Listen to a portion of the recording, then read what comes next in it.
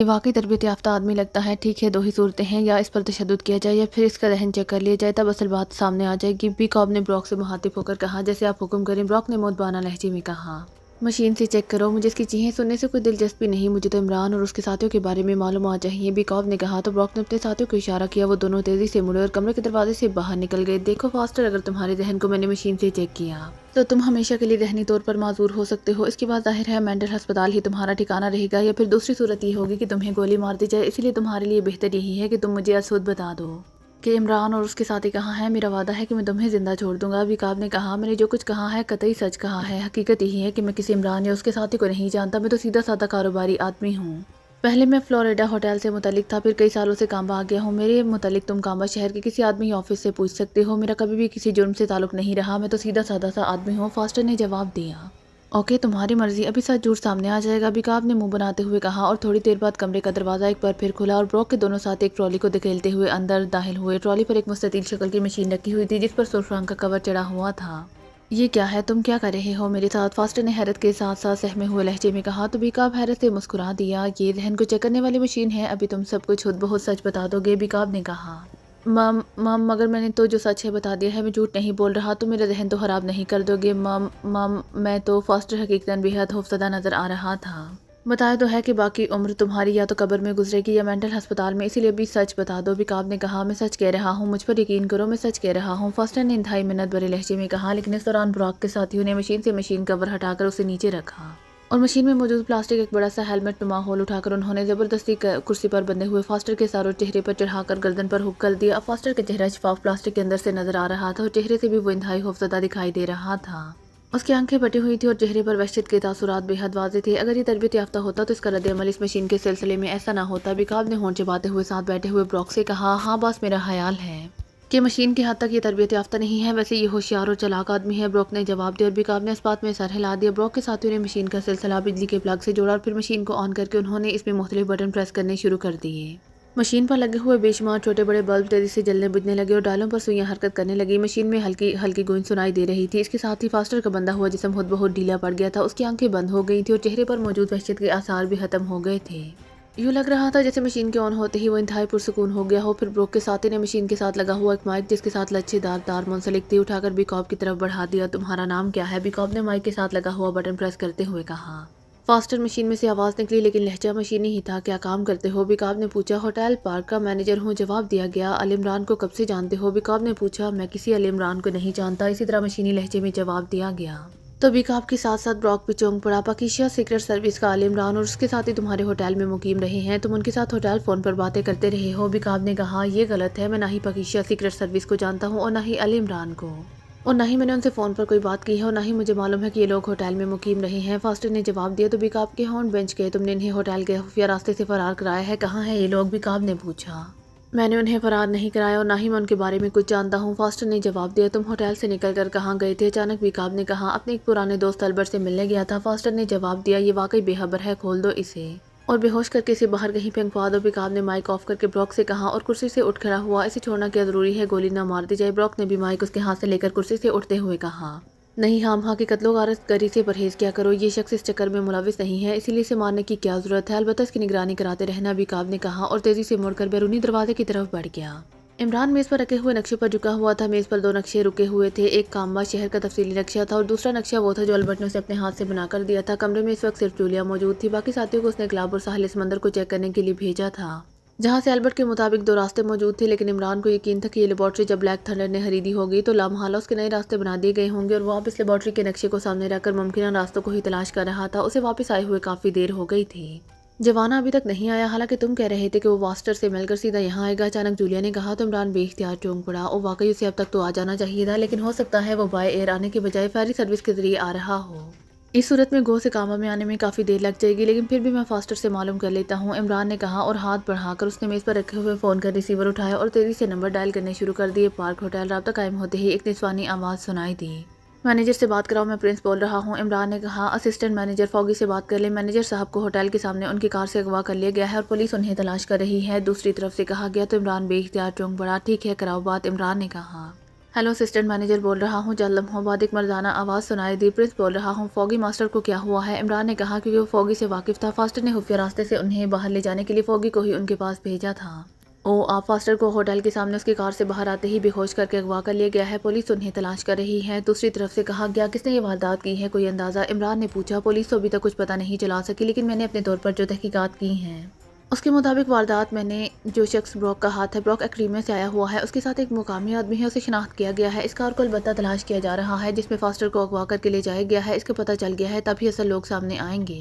Foggy ने जवाब देते हुए कहा, अच्छा, और एक दियो है, कल एक्रीमी जवाना ने फास्टर के पास पहुंचना था। अगर वो आ जाए तो उसे मेरा पता बता देना, वही पता जहां तुमने मुझे पहुंचाया था। इमरान ने कहा, ठीक है, मैं उसे पता बता दूंगा। फॉगी ने कहा, और अगर फास्टर का पता चल जाए तो मुझे ज़रूर बताना। इमरान ने कहा, आपका फ़ोन नंबर क्या है? फॉगी ने पूछा तो इमरान ने उसे फ़ोन नंबर बता दिया। इसके साथ ही रिसीवर रख दिया। ये फास्टर को किसने अगवा किया होगा? कहीं ये काम बिकाब और उसके साथियों का ना हो? जूलिया ने कहा। वो लाउडर पर फॉगी की बातें सुन रही थी। लगता तो ऐसे ही है, वो हमारी निगरानी कर रहे थे, फिर अचानक गायब हो जाने से जाहिर है वो बौखला गए होंगे, इसीलिए उन्होंने मैनेजर को अगवा किया होगा। किससे मालूमात हासिल करें? इमरान ने कहा, और फिर वो नक्शे पर झुक गया। लेकिन इस तरह तो हमारी ये रहाइश का शदीद खतरे में है, जूलिया ने परेशान लहजे में कहा। परेशान होने की ज़रूरत नहीं, फास्टर इंतहाई तरबियत याफ्ता आदमी है, उसकी ज़ुबान ये लोग किसी तरह भी नहीं खुलवा सकते। तुम्हारा चीफ जाहिर है किसी आम आदमी को तो फ़ौरन एजेंट मुकर्रर नहीं कर सकता। इमरान ने मुस्कुराते हुए कहा, और जूलिया ने इस बात में सर हिला दिया। फिर तकरीबन निस्फ घंटे बाद इमरान ने कांबा के नक्शे पर एक जगह पेंसिल से गोल दायरा लगाया और इसके साथ उसने हाथ बढ़ाकर रिसीवर उठाया और इंक्वायरी के नंबर डायल करने शुरू कर दिए। इंक्वायरी प्लीज़, रब्ता कायम होते ही दूसरी तरफ से आवाज़ सुनाई दी, वोल्फ हाउस के नंबर दें। इमरान ने कहा तो साथ बैठी हुई जूलिया चौंक पड़ी। दूसरी तरफ से एक नंबर बता दिया गया तो इमरान ने हाथ बढ़ाकर क्रडल प्रेस कर दिया। वोल्फ हाउस, ये कैसा नाम है? जूलिया ने हैरत भरे लहजे में कहा। हो सकता है उसके मालिक का नाम वोल्फ हो, या फिर वहाँ भेड़ों की परवरिश की जाती हो, या ये भी हो सकता है कि उसने अपनी बेगम के नाम पर रख दिया हो। इमरान ने मुस्कुराते हुए कहा तो जूलिया बेइख्तियार हंस पड़ी। तो तुम बेगमात को भेड़िए समझते हो? जूलिया ने मुस्कुराते हुए कहा। और शोहरों को भेड़ें? इमरान ने मुस्कुराते हुए कहा, और जूलिया बेइख्तियार खिलखिलाकर हंस पड़ी। इमरान ने नंबर डायल करने शुरू कर दिए। वोल्फ हाउस, एक सख्ती मर्दाना आवाज़ सुनाई दी। वेलिंगटन से लॉर्ड मार्टन का मैनेजर बोल रहा हूँ, इमरान ने कहा। और ये सर, मैं ब्रूस से बात कराता हूँ। सर, दूसरी तरफ से इंतहाई मुतवाना लहजे में कहा गया तो इमरान बेइख्तियार मुस्कुरा दिया। हेलो, ब्रूस बोल रहा हूँ। चंद लम्हों बाद एक भारी सी आवाज़ सुनाई दी। लॉर्ड मार्टन से बात करें, इमरान ने मैनेजर के लहजे में कहा। हेलो, इमरान ने इस बार लॉर्ड मार्टन के लहजे में बात करते हुए कहा। यस सर, ब्रूस बोल रहा हूँ। सर, वुल्फ हाउस से। ब्रूस का लहजा बेहद मुतवाना था। कोई प्रॉब्लम? इमरान ने कहा। नो सर, कोई प्रॉब्लम नहीं है, हम पूरी तरह अलर्ट हैं, ब्रूस ने जवाब दिया। इसका मतलब है किसी प्रॉब्लम का शुबा है? इमरान ने सख्त लहजे में कहा। नो सर, वैसे भी टीएस हेडक्वार्टर ने कॉल करके हमें इत्तला कर दी थी, फिर सुपर एजेंट बिकॉप की भी कॉल आई थी, उन्होंने भी हमें अलर्ट रहने का कहा था। ब्रूस ने जवाब दिया। तो क्या वुल्फ हाउस के बारे में मुखालफों को इल्म है? इमरान ने गोलमोल सी बात करते हुए कहा। ये बात नहीं है सर, वैसे ही किसी मुमकिन खतरे से अलर्ट किया गया है, ब्रूस ने जवाब दिया। फिर तुमने क्या मजीद इंतजामात किए हैं? इमरान ने कहा। इंतजामात तो वही है जनाब, अलबत्ता हम मजीद मुहताज ज़रूर हो गए हैं, ब्रूस ने कहा। ओके, इमरान ने कहा और रिसीवर रखकर एक तवील सांस लिया। ये वुल्फ हाउस क्या है? जूलिया ने कहा। मैंने बड़ी ज़बरदस्त मगजमारी के बाद अंदाज़ा लगाया था कि जो नक्शा इस इंजीनियर अल्बर्ट ने बनाकर दिया है, इसमें अगर नया खुफिया रास्ता बनाया जाए तो कहाँ बन सकता है और वो किस जगह जाकर निकलेगा। लंबे चौड़े हिसाब किताब के बाद आखिरकार मैंने जो अंदाज़ा लगाया है उसके मुताबिक कांबा के नक्शे में एक जगह आई है जिसका नाम वुल्फ हाउस दर्ज है। मैंने वुल्फ हाउस इसलिए फ़ोन किया था कि अगर कोई मशकूक बात हो तो सामने आ जाए। लॉर्ड मार्टन का नाम भी इसी मकसद के लिए इस्तेमाल किया गया और अब जो कुछ जवाब मिला है वो तुमने भी सुन लिया है। रास्ता इस वुल्फ हाउस से ही जाता है, इमरान ने मुस्कुराते हुए कहा। तुम्हारे अंदाजे हर बार दुरुस्त क्यों निकलते हैं? कभी तो हमारे भी निकलने चाहिए, जूलिया ने कहा। तो इमरान बेइख्तियार हंस पड़ा। एक अंदाज़ा तो हमेशा ही गलत निकलता है, मैं जब भी अंदाज़ा लगाता हूँ कि तुम अब हाँ कर दोगी तो ना कर देती हो, इमरान ने जवाब दिया। तो जूलिया मुस्कुरा दी। तुम्हें अंदाजे लगाने की क्या ज़रूरत है, तुम हतमी बात करो, फिर देखो कैसे गलत होती है, जूलिया ने ऐसे लहजे में कहा जैसे इमरान का हाथ बेइख्तियार उसके सर पर पहुंच गया। इतनी बात करने की जरूरत कहाँ से लेकर आऊँ? अम्मा भी ने जूतियों से सर तोड़ देना है, इमरान ने मुंह बनाते हुए कहा। क्या क्या मतलब, क्या कह रहे हो? क्या अम्मा भी को ये बात पसंद नहीं है? जूलिया ने चौंक कर कहा। उसके लहजे में बेपनाह संजीदगी थी। जाहिर है उन्हें ये बात कैसे पसंद आ सकती है कि कंवारा लड़का अपनी बात करे तो वो इसे बेहयाई समझती हैं, इमरान ने जवाब दिया। तो जूलिया का सता हुआ चेहरा बेइख्तियार खिल उठा। मशरिक का ज़ाब्ता अखलाक वाकई इन मामलात में इंतहाई सख्त है। मगरिब में तो लड़कियां खुलेआम अपनी शादियों का खुद फैसला करती हैं, यहाँ लड़के भी मुंह से कोई बात नहीं निकाल सकते, जूलिया ने हंसते हुए कहा। मगरिब के माँ बाप भी तो मशरिक के बच्चों की तरह औलाद की परवरिश नहीं करते। यहाँ तो माई शदीद सर्दी में बच्चों को खुश जगह पर सुलाती हैं और खुद सारी रात गीली जगह पर पड़ी रहती हैं ताकि बच्चे को कोई तकलीफ ना हो, इमरान ने कहा। तो जूलिया ने बेइख्तियार एक तवील सांस लिया। तुम दुरुस्त कह रही हो, यहाँ रिश्तों का तकद्दुस कायम है और इंतहाई खूबसूरत बात है, जूलिया ने कहा। फिर इससे पहले कि मजीद कोई बात होती, दरवाज़ा खुला और सफदर के प्रिशकील और तनवीर इकट्ठे ही अंदर दाखिल हुए। कमाल है, इतनी जल्दी भी दुआ कबूल हो सकती है, मैंने तो सोचा ही नहीं था, इमरान ने चौंक कर कहा। कैसी दुआ? सफदर ने हैरान होकर पूछा, जबकि तनवीर का चेहरा यकलहत बिगड़ सा गया था। एक ही तो ज़िंदगी में दुआ मांगता रहता हूँ कि अल्लाह ताला तो मुसब्बिबुल असबाब है, तू ही ऐसे असबाब पैदा करके दो गवाह और एक निकाह हुआ मैसर आ जाए, इमरान ने मुस्कुराते हुए कहा। तो सफदर बेइख्तियार हंस पड़ा। तुम्हारी दुआ जिस रोज़ कबूल हुई इसी रोज़ तुम कब्र में उतर जाओगे, समझे, तनवीर ने घराते हुए कहा। तुम्हारा मतलब आयली कब्र से है, सजी सजाई खूबसूरत फूलों से महकती हुई, इमरान ने मुस्कुराते हुए कहा। तो सफदर के साथ साथ कैप्टन शकील भी इस बार बेइख्तियार हंस पड़ा। खबरदार, जब बचकोने की बात की तुमने और तनवीर, एक बात कान खोलकर सुन लो, मुँह से अच्छी बात निकाला करो, समझे, जूलिया ने घराते हुए कहा। तो तनवीर ने कोई जवाब देने की बजाय होंठ बेंच लिए। इमरान साहब, हमने क्लब भी चेक कर लिया है और साहिल समंदर भी, हमें तो कहीं भी कोई खुफिया रास्ता नहीं मिला। सफदर ने फौरी तौर पर मौजू बदलने के लिए बात शुरू करते हुए कहा। मैंने मालूम कर लिया है, रास्ता ट्रैक रोड पर वाकई एक इमारत वुल्फ हाउस से जाता है। इमरान ने कहा। तो फिर इसका जायजा लेना चाहिए। सफदर ने कहा। मुझे फास्टर की वापसी का इंतजार है क्योंकि वो यकीनन इस वुल्फ हाउस के बारे में जानता होगा। इमरान ने कहा। फास्टर की वापसी क्या मतलब, कहाँ गया है वो, सफदर ने हैरान होते हुए कहा। वो मुझे ड्रॉप करके जैसे ही अपने होटल वापस पहुंचा, होटल के सामने से उसे अगवा कर लिया गया है। इमरान ने बड़े मुतमईन से लहजे में कहा। और किसने अगवा किया है, सफदर ने चौंक कर कहा। जाहिर है अभी काब और इसके ग्रुप की ही हरकत होगी क्योंकि हम इस ग्रुप को डाय देकर होटल के खुफिया रास्ते से निकल आए हैं। इमरान ने जवाब देते हुए कहा। और फिर तो ये जगह खतरनाक हो गई है क्योंकि ये जगह भी तो फास्टर ने समझाई है, सफदर ने कहा। फिक्र मत करो, वो तुम्हारे चीफ का एजेंट है और तुम्हारा चीफ किसी को अपना एजेंट इस वक्त तक नहीं बनाता जब तक वो इससे पूरी तरह मुतमईन ना हो जाए। अब तुम देखो मेरी सीक्रेट सर्विस के लिए कितनी हिदमात है, लेकिन बावजूद मेरी मिन्नत की उसने मुझे आज तक सीक्रेट सर्विस का मेंबर नहीं बनाया ताकि मैं भी आप लोगों की तरह मुफ्त की तनख्वाहें लेने के काबिल ना हो जाऊँ। इमरान ने मुस्कुराते हुए कहा। हम मुफ्त की तनख्वाहें ले रहे हैं क्यों, जूलिया ने आंखें निकालते हुए कहा। जाहिर है तुम लोग तनख्वाहें वसूल करते वक्त क्या देते हो, कुछ भी नहीं, वरना एक दुकानदार तो रकम लेकर उसके बदले कोई चीज़ तो बहरहाल देता ही है। इमरान ने मुस्कुराते हुए कहा। हम अपनी सर्विसेज देते हैं इमरान साहब, सफदर ने मुस्कुराते हुए कहा। सर्विसेज के मुआवजा में तो टिप मिलती है, क्यों तनवीर, तुम्हें तजर्बा होगा। इमरान ने जानबूझकर तनवीर को छेड़ते हुए कहा। तो कमरा बेइख्तियार कहकहों से गूंज उठा। मुझे क्यों तजर्बा होगा, मैं वेटर रहा हूँ, तनवीर ने उसीले लहजे में कहा। मेरा तो ख्याल है कि तुम अब भी वेटर हो, इमरान ने कहा। तो तनवीर बेइख्तियार उछल पड़ा। क्या मतलब, ये तुम क्या कह रही हो, मैं तुम्हें शूट कर दूंगा, तनवीर ने इंतहाई गुस्सीले लहजे में कहा। तुम्हें तनवीर की बेइज्जती करने का कोई हक नहीं है। तनवीर सीक्रेट सर्विस का मौजूद मेंबर है, होटल का वेटर नहीं है, समझे। आइंदा इसके बारे में कुछ कहने से पहले अपने होश हवास दुरुस्त कर लिया करो, जूलिया ने गुस्सीले लहजे में कहा। तो तनवीर का गुस्से की शिद्दत से तेजी से बिगड़ता हुआ चेहरा यकलहा जूलिया की इस तरह खुलेआम हमायत पर बेइख्तियार खिल उठा। मैंने होटल का वेटर कब कहा है, मैंने तो ये कहा है कि तनवीर अब भी वेटर है। अब ये उसकी मर्जी ये कह दे कि ये वेटर नहीं है ताकि कम अज कम मुझे तो इत्मीनान हो जाए कि अब कोई वेट करने वाला नहीं रहा सवाए मेरे।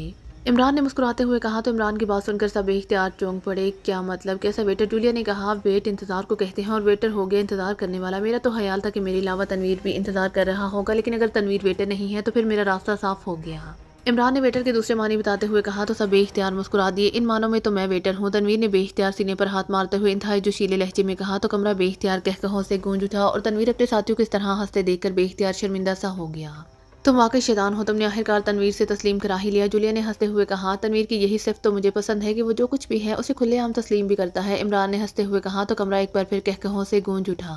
और फिर इससे पहले कि मजीद कोई बात होती फ़ोन की घंटी बज उठी। तो इमरान ने हाथ बढ़ाकर रिसीवर उठा लिया। यस, इमरान ने रिसीवर उठाते ही कहा। मास्टर, मैं जवाना बोल रहा हूँ पार्क होटल से, यहाँ फास्टर साहब के असिस्टेंट मौजूद हैं, उन्होंने मुझे बताया है कि फास्टर को अगवा कर लिया गया है। अगवा करने वालों में एक आदमी का जो हुलिया उन्होंने बताया है उसे मैं जानता हूँ, उसका नाम ब्रॉक है, उसे मैंने बीकाब के साथ देखा था और मैं उसके अड्डे के बारे में भी जानता हूँ क्योंकि बीकाब इस अड्डे में गया था। मैंने इसीलिए कॉल की है कि अगर आप इजाज़त दे तो मैं फास्टर की बरामदगी के लिए अड्डे पर जाऊँ, जवाना ने कहा।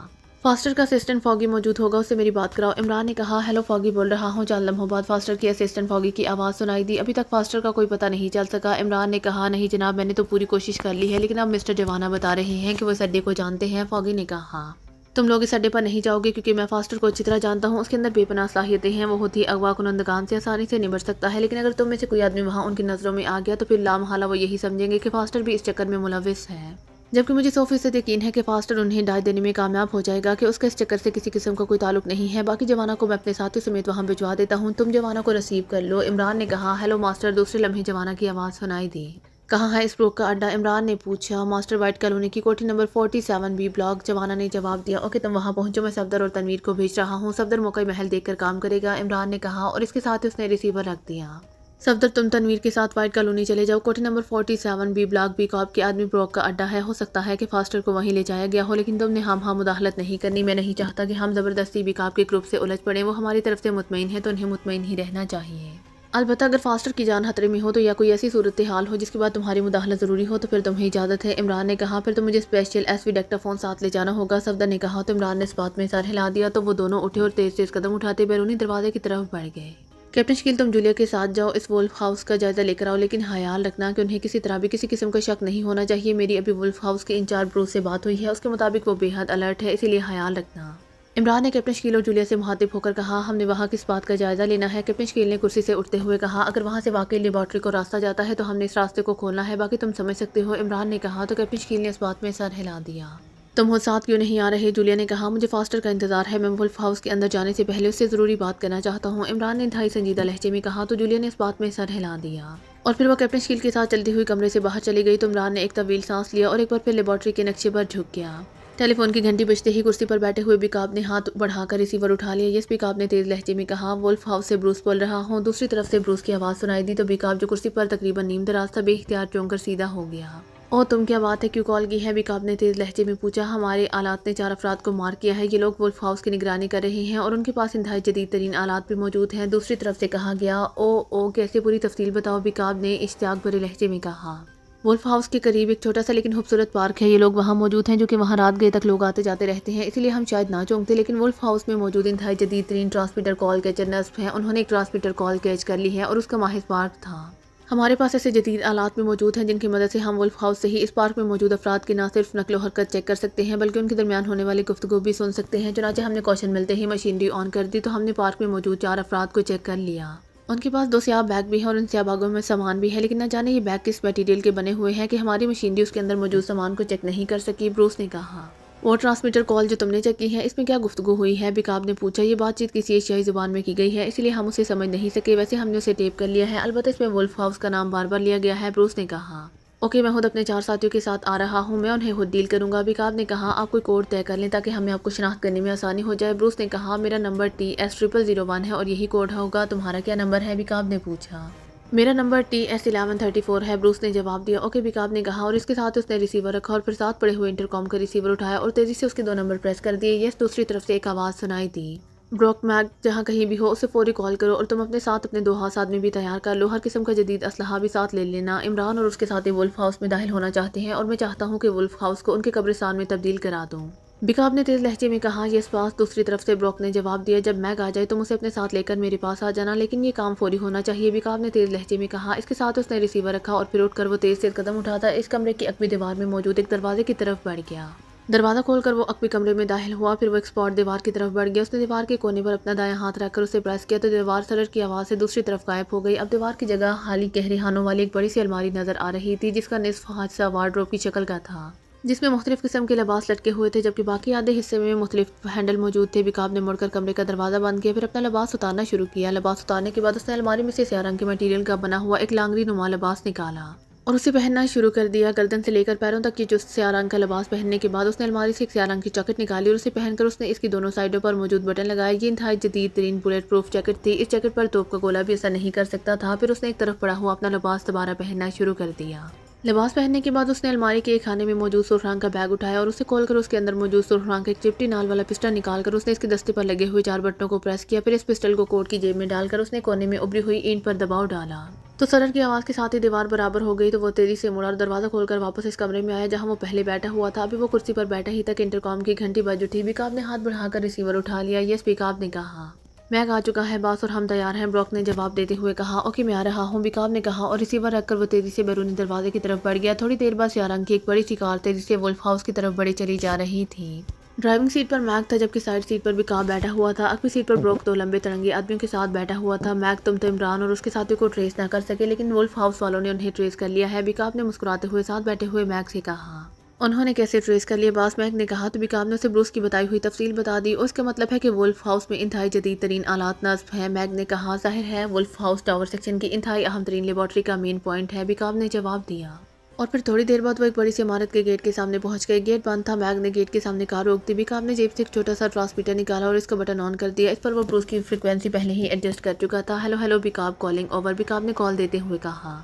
Yes Bruce, attending over. 4 लम्हों बाद ब्रूस की आवाज़ सुनाई दी। हम वुल्फ हाउस की गेट पर मौजूद हैं। Bruce over. बिकाब ने कहा, हम आपको चेक कर रहे हैं जनाब, लेकिन आप अपना कोड दोहराएं। ओवर। ब्रूस ने कहा, पहले तुम अपना कोड दोहराओ, बिकाब ने सख्त लहजे में कहा। TS1134 over. ब्रूस ने कहा, मेरा कोड TS0001 है। ओवर। बिकाब ने कहा, ओके, मैं फाटक खोल रहा हूँ, आप अंदर तशरीफ ले आएँ, कार पोर्च में आपसे मुलाकात होगी। दूसरी तरफ से कहा गया तो बिकाब ने ओके ओवर एंड ऑल कहकर ट्रांसमीटर ऑफ करके उसे जेब में डाल लिया। 4 लम्हों बाद फाटक में कान के अंदाज में खुलता चला गया और मैग ने कार आगे बढ़ा दी। वुल्फ हाउस की इमारत काफ़ी बड़ी थी। एक साइड पर बड़ा सा कार पोर्च था, वहाँ से रंग की एक कार पहले से मौजूद थी। मैग ने इस कार के साथ ले जाकर अपनी कार खड़ी की और फिर वो सब बाहर आ गए। उसी लम्हे एक तरफ से एक लंबा तिरंगा आदमी जिसके जिस्म पर स्याह जैकेट और जीन्स थी तेजी से कदम बढ़ाता हुआ उनकी तरफ आया। मेरा नाम ब्रूस है, आने वाले ने मुस्कुराते हुए कहा। बीकाब, ये मेरे साथी मैग और ब्रूक हैं, ये दोनों भी हमारे ग्रुप के साथी हैं। बीकाब ने तारुफ कराते हुए कहा तो ब्रूस ने सबसे बाकायदा मुसाफिया किया। आइए बास, ब्रूस ने बीकाब से कहा और फिर वापस मुड़ गया। थोड़ी देर बाद वो एक बड़े से कमरे में पहुंच गए जहां दीवारों के साथ मशीनें लगी हुई थी, जिनमें से एक बड़ी सी मशीन के दरमियान मौजूद स्क्रीन रोशन थी और इस पर बहुत से रंग बिरंगे छोटे छोटे बल्ब जल बुझ रहे थे। ये देखिए जनाब, स्क्रीन पर गोल दायरे में जो अफराद नजर आ रहे हैं ये मशकूक लोग हैं, ब्रूस ने स्क्रीन की तरफ इशारा करते हुए कहा। बीकाब ने आगे बढ़कर स्क्रीन को देखा तो स्क्रीन पर एक खूबसूरत सा पार्क नजर आ रहा था जहां काफी लोग मौजूद थे। शाम का वक्त था लेकिन इसके बावजूद लाइट्स चल रही थी। 4 आदमी एक बेंच पर बैठे हुए थे, उनके साथ 2 स्याह रंग के बैग भी मौजूद थे। इनमें इमरान नहीं है, बीकाब ने कहा। एक औरत भी इमरान के साथियों में है, वो भी मौजूद नहीं है। और बासी कोने में जो आदमी बैठा हुआ है ये वही है जिसे हमने इजाज़त दिया था, ब्रॉक ने कहा। हाँ ये वही है, कोई इसका चेहरा बदला हुआ है लेकिन बहरहाल इसका दियो जैसा कदोकामत कैसे छुपा रह सकता है। बीकाब ने इस बात में सर हिलाते हुए कहा। दोबारा ट्रांसमीटर कॉल हुई है, बीकाब ने मुड़कर साथ खड़े हुए ब्रूस से कहा। नहीं जनाब, ब्रूस ने जवाब दिया। वो कॉल जो तुमने टेप कराई है वो सुनवाओ, बीकाब ने कहा। तो ब्रूस ने एक आदमी को इशारा किया तो उसने तेजी से मशीन के निचले हिस्से में मौजूद एक बटन प्रेस कर दिया। Hello hello Prince, calling over, एक आवाज़ सुनाई दी। ये सफदर अटेंडिंग यू ओवर, दूसरी आवाज़ सुनाई दी और इसके बाद इनके दरमियान किसी अजनबी जुबान में बातें होती रहीं। फिर ट्रांसमीटर कॉल खत्म हो गई। ये वाकई एशियाई जुबान है, बहरहाल इसमें वाकई वुल्फ हाउस का नाम बाकायदा लिया गया है। लेकिन ये बात मेरी समझ में अभी तक नहीं आई कि इमरान को आखिर वुल्फ हाउस के बारे में कैसे इल्म हो गया, बीकाब ने कहा। मैंने जब ये कॉल मार की तो मैं खुद परेशान हो गया कि अगर आपकी बात दरमियान में ना होती तो मैं अब तक इन चारों का खात्मा कर चुका होता, क्योंकि इस मामले में मेरा रिकॉर्ड है कि मैं वुल्फ हाउस की तरफ टेढ़ी नजरों से देखने वालों की भी आंखें निकाल लेता हूँ, ब्रूस ने बड़े जज्बाती लहजे में कहा। लेकिन इनको खत्म करने से इमरान तो खत्म ना हो जाता, और दूसरी बात यह है कि अगर उन्हें अभी तक कोई शक होगा तो तुम्हारी हरकत में आते ही वो कंफर्म हो जाएंगे और फिर हो सकता है कि वो पूरे वुल्फ हाउस को ही मिसाइलों से उड़ा दें, बीकाब ने मुंह बनाते हुए कहा। आपको वुल्फ हाउस के बारे में तफसील का इल्म नहीं है, ये हर लिहाज से नाकाबिले तस्वीर है। इस पर एटम बम भी मार दिए जाएं तब भी ये तबाह नहीं हो सकती और हमारी मर्जी के बगैर इसमें मक्खी भी दाखिल नहीं हो सकती, ब्रूस ने कहा। गुड, वाकई सेक्शन हेडक्वार्टर ने इस पर मुकम्मल मेहनत की है। अब मुझे पूरा इत्मीनान हो गया है कि इमरान और उसके साथी जो चाहें कर लें वो इसके अंदर दाखिल ही नहीं हो सकते। लेकिन वो रास्ता वो कहाँ से जाता है, बीकाब ने कहा। वो नीचे खुफिया तहखाने से जाता है बॉस, लेकिन उसे चूंकि लेबॉर्ट्री से बंद किया गया है इसलिए वो अंदर से ही खुल सकता है। हम इसे तो किसी भी तरह नहीं खोल सकते, इसे रेड ब्लॉक से सील किया गया है, इसलिए अगर इस पर एटम बम भी मारे जाएं तब भी ये टूट नहीं सकता, ब्रूस ने जवाब दिया। ठीक है, बहरहाल अब हम यहाँ बैठकर उनका तमाशा देखेंगे। मेरा ख्याल है कि उन्हें इमरान की आमद का इंतजार है, जब वो आएगा तभी ये कार्रवाई का आगाज़ करेंगे और जैसे ही उन्होंने कार्रवाई का आगाज़ किया उन पर मौत झपट पड़ेगी, बीकाब ने कहा और एक तरफ रखी हुई कुर्सी की तरफ बढ़ गया। सिर्फ आपके हुक्म की देर है बास, दूसरे लम्हे उनके जिस्म राख में तब्दील हो चुके होंगे, ब्रूस ने कहा। बस ये लोग जा रहे हैं। अचानक मशीन के करीब खड़े एक आदमी ने ब्रूस से मुहातिब होकर कहा तो वह सब तेजी से मशीन की तरफ मुतवज्जे हो गए। वो चारों वाकई बेंच से उठकर बाहर के बैरूनी गेट की तरफ बढ़े चले जा रहे थे। ये वाकई वापस जा रहे हैं, बीकाब ने कहा। अगर आप कहें तो इन्हें अगवा कर ले जाए, ब्रूस ने कहा। अगवा करके कहाँ रखोगे उन्हें, बीकाब ने कहा। यहाँ वुल्फ हाउस में बाकायदा जदीद टॉर्चिंग रूम मौजूद है, ब्रूस ने कहा। अहमक हो गई हो, तुम्हारा मतलब है कि जो काम वो जिंदगी भर टकरे मारने के बावजूद नहीं कर सकते वो तुम खुद अपने हाथों से करना चाहते हो, बीकाब ने गुस्सीले लहजे में कहा। क्या क्या मतलब बॉस, ब्रूस ने हैरान होकर कहा। तुम उन्हें खुद वुल्फ हाउस में ले आना चाहते हो, ये इंतहाई खतरनाक एजेंट है, समझे, आम लोग नहीं है, आइंदा से अहमकाना बात ना करना, बीकाब ने सख्त लहजे में कहा। ओ सॉरी, वाकई आप सुपर एजेंट हैं, हर पहलू को सामने रखते हैं, आई एम सॉरी, ब्रूस ने शर्मिंदा से लहजे में कहा। ये इंतहाई नाजुक मामला है इसलिए ज़्यादा जज्बाती होने की जरूरत नहीं है, बीकाब ने मुंह बनाते हुए कहा। ये सर, ब्रूस ने मोतबाना लहजे में कहा। शर्मिंदगी की वजह से उसका लहजा पहले से कहीं ज़्यादा मोतबाना हो गया था। शायद उसे एहसास हो गया था कि बीकाब बहरहाल उससे ज़्यादा गहराई में सोच सकता है। तुम्हारी मशीन की रेंज किस हद तक है, ये पार्क के आउटगेट तक पहुँचने वाले हैं, बीकाब ने कहा। इमारत के चारों तरफ 400 गज तक, बास, ब्रूस ने जवाब दिया। तो बीकाब ने इस बात में सर हिला दिया। आउटगेट से बाहर कार पार्किंग थी, वो चारों आउटगेट से निकलकर इस पार्किंग की तरफ बढ़े चले जा रहे थे। चंद लम्हों बाद वो एक सफ़ेद रंग की कार में बैठ गए, कार पार्किंग से निकलकर सड़क की तरफ बढ़ने लगी और चंद लम्हों बाद वो स्क्रीन से आउट हो गई। मैग, तुमने कार का नंबर मार्क कर लिया होगा, बीकाब ने मैग से कहा। ये इस पास अब इस कार को आसानी से चेक किया जा सकता है, मैग ने जवाब दिया। फ़ोन करके अपने ग्रुप को कह दो कि इस कार को चेक करके इसकी निगरानी करें और मुझे रिपोर्ट भी दे। अब जब तक मेरी तसल्ली नहीं हो जाती मैं यहीं रहूँगा, बीकाब ने कहा। मेरा ख्याल है बात कि यहाँ रहना फजूल ही होगा, ये लोग तो वापस चले गए हैं, शायद उन्हें कोई शक होगा जो दूर हो गया होगा, ब्रॉक ने कहा। ये बात नहीं, बल्कि उन्होंने दरअसल हमें मुतमईन करने के लिए सारा खेल खेला है। बहरहाल यहाँ के इंतजाम से मैं पूरी तरह मुतमईन हूँ, इसलिए तुम्हारे यहाँ रहने की वाकई ज़रूरत नहीं है, तुम वापस चले जाओ। अलबत्ता मैं यही रहूँगा, ब्रूस, तुम मेरे साथियों को इमारत से बाहर भिजवा दो, बीकाब ने कहा। ये इस पास, ब्रूस ने कहा। आपको रिपोर्ट यहाँ फ़ोन पर दी जाए या ट्रांसमीटर पर, मैग ने कहा। जैसे हालात हो, लेकिन एक बात का ख्याल रखना कि तुमने सिर्फ निगरानी करनी है और दूसरी बात यह है कि अब यहाँ से जाने के बाद तुम दोबारा वुल्फ हाउस में दाखिल ना हो सकोगे, इसलिए कोई ऐसी बात ना करना, बीकाब ने कहा। क्या मतलब बास, ब्रूक और मैग दोनों ने चौंक कर कदरे उलझे हुए लहजे में पूछा। हो सकता है कि इमरान तुम पर काबू पा ले, फिर वो तुम्हारे मेकअप में यहाँ दाखिल होने की कोशिश करे, इसलिए एक बार बाहर जाने के बाद तुम वापस अंदर ना आ सकोगे, बस इस बात का ख्याल रखना। बिकाब ने कहा तो ब्रूक और मैक दोनों ने इस बात में सर हिला दिए। फिर ब्रूस उन्हें लेकर मशीन रूम से बाहर निकल गया। बिकाब इत्मीनान से कुर्सी पर बैठा हुआ था। थोड़ी देर बाद ब्रूस वापस आ गया। आपकी जहानत काबिल रश्क है बास, आपसे मुलाकात से पहले मुझे अंदाज़ा नहीं था कि आप इस कदर गहराई में सोचते हैं। अब आपने साथियों के बारे में जो कुछ सोचा है वो वाकई मेरे लिए हैरत अंगेज़ है, वरना मेरे जहन की किसी कोशिश में भी ये एंगल नहीं आ सकता था। ब्रूस ने साथ वाली कुर्सी पर बैठते हुए बड़े खुशामदाना से लहजे में कहा, जिस पर जिम्मेदारी हो उसे सब कुछ सोचना पड़ता है। बहरहाल तुम अब एक काम करो कि तमाम सिस्टम ऑन कर दो। मेरी छठी हिस्स कह रही है कि आज रात को इमरान इस इमारत पर कब्जा करने की कोई न कोई कोशिश ज़रूर करेगा और मैं चाहता हूँ वो इस कोशिश में मुकम्मल तौर पर नाकाम रहे। बिकाब ने कहा तो ब्रूस सर हिलाता हुआ उठा और उसने अपने आदमी को हिदायत देनी शुरू कर दी। इमरान और जूलिया दोनों वुल्फ हाउस से शुमाल की तरफ 4 मंजिला इमारत की सबसे ऊपर वाली मंजिल के कमरे में बैठे हुए थे। इन दोनों के सामने एक मुस्ततील शक्ल की मशीन रखी हुई थी जिसके साथ एक लचीदार तार मुंसलिक थी और इस तार के सिरे पर एक छोटा सा बगल सा बना हुआ था। ये बगल कमरे की खिड़की से बाहर रख दिया गया था और इसका रुख वुल्फ हाउस की तरफ था। मशीन के दरमियान एक छोटी सी स्क्रीन थी जिस पर वुल्फ हाउस का फ्रंट हिस्सा नजर आ रहा था। मशीन में से सफदर और उसके साथियों की आवाज़ें सुनाई दे रही थी। स्क्रीन के कोने में एक हिस्सा लहता था जिसमें पार्क का मंजर नजर आ रहा था। सफदर और दूसरे साथी एक बेंच पर बैठे हुए बातें करने में मसरूफ थे। स्क्रीन पर एक बल्ब तेजी से जल बुझ रहा था। इमरान ने हाथ बढ़ाकर उसके कई बटन प्रेस कर दिए तो स्क्रीन पर धमाका सा हुआ और फिर जो मंजर उभरा उसमें वुल्फ हाउस की इमारत का सामने वाला बैरूनी हिस्सा नजर आ रहा था और बाहरी गेट पर एक स्याह रंग की बड़ी सी कार नजर आ रही थी। इमरान ने एक नाव को घुमाया तो कार का क्लोजअप स्क्रीन पर नजर आने लगा। इमरान नाव घुमाता चला गया। फिर जब उसने हाथ रोका तो स्क्रीन पर कार का अंदरूनी मंजर नुमाया तौर पर नजर आ रहा था।